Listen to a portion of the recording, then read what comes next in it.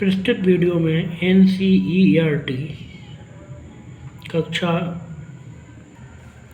8 विषय हिंदी का चतुर्थ पाठ भगवान के डाकिये प्रस्तुत है। ये कविता है, इसके रचयिता कवि रामधारी सिंह दिनकर जी हैं। प्रस्तुत कविता में दिनकर जी ने पक्षियों और बादलों को भगवान का संदेश वाहक कहा है। पक्षी और बादल ये भगवान के डाकिये हैं जो एक महादेश से दूसरे महादेश को जाते हैं। हम तो समझ नहीं पाते हैं, मगर उनकी लाई चिट्ठियाँ पेड़ पौधे पानी और पहाड़ वाँचते हैं। हम तो केवल यह आंकते हैं कि एक देश की धरती दूसरे देश को सुगंध भेजती है और वह सौरभ हवा में तैरते हुए पक्षियों की पंखों पर तिलता है और एक देश का भाप दूसरे देश में पानी बनकर गिरता है। प्रस्तुत कविता में दिनकर जी का कथन है कि इस प्रकृति में विचरण करने वाले पक्षी और मेघ तथा बादल मानो भगवान के डाकिये अर्थात संदेश वाहक हैं, भगवान के पत्र वाहक हैं, जो संपूर्ण संसार में एक महाद्वीप से दूसरे महाद्वीप को भ्रमण करते रहते हैं।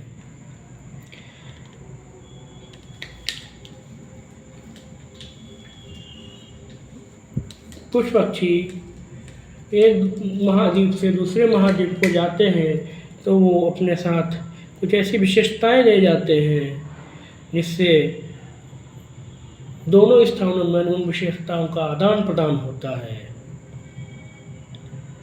और उनके द्वारा लाए गए बीज आदि का प्रभाव दूसरे स्थान के भौगोलिक वातावरण में दिखाई देता है और यह लक्षण पेड़ पौधों पानी और पहाड़ अर्थात प्राकृतिक तरीकों से ही ज्ञात होता है। तो कवि ने कहा है कि इन पक्षियों द्वारा के प्रवास से किए जाने वाले परिवर्तनों का ज्ञान हमको पेड़ पौधों जल और पर्वतों से होता है। हम तो केवल यह आंकते हैं कि एक देश की धरती दूसरे देश को सुगंध भेजती है।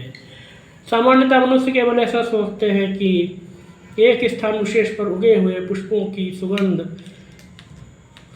संपूर्ण वायुमंडल में व्याप्त हो जाने से वायु के सहारे वही सुगंध अन्य अन्य देशों में प्रेषित हो जाती है, व्याप्त हो जाती है और वह सौरभ हवा में तैरते हुए पक्षियों की पंखों पर तिलता है और उस सुगंध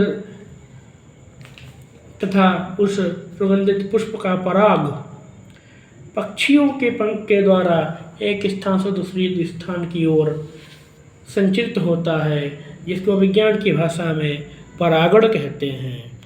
पक्षी ही बीजों को पराग को एक स्थान से दूसरे स्थान पर पहुंचाते हैं। जैसे किसी एक देश में स्थित जल स्रोत बाष्प बनकर दूसरे देश में पानी के रूप में बरसता है, उसी प्रकार से एक देश के द्वारा के पक्षियों के द्वारा ले जाई गई प्राकृतिक विशेषताएं दूसरे देश की पारिस्थितिकी तंत्र में सम्मिश्रित हो जाती हैं और उससे परिवर्तन उत्पन्न करती हैं।